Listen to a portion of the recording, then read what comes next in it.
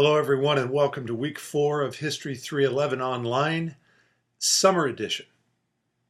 Our theme this week is America during the Great War, and our concern is to study and understand the changes America underwent during the wartime period. As is often the case, our concern is not with military history per se, the studies of generals and battles, but rather the effect that war itself has on America and American society. We'll consider how we fight, why we fight, and how the experience of war shapes and is shaped by the social, cultural, political, and economic conditions that are present in America during wartime.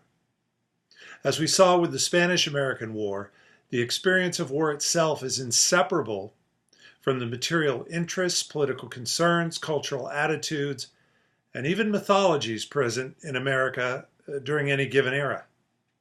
You will read chapter 19 in the textbook and study the lecture on nativism in the Great War and learn how America's increasingly diverse population influenced our decisions about when and how to fight.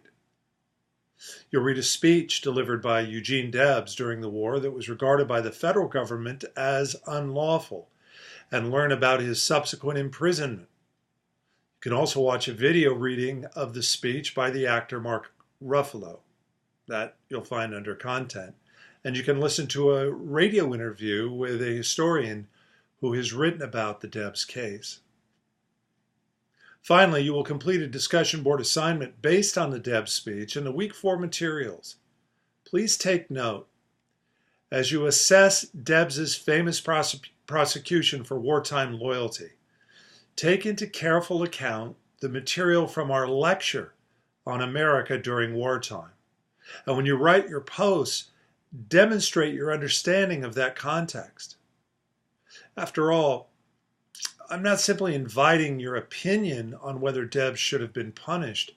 I'm asking you to assess the meaning of free speech in a country that enshrines free speech in its Constitution, but then seemed inclined to deny it during wartime.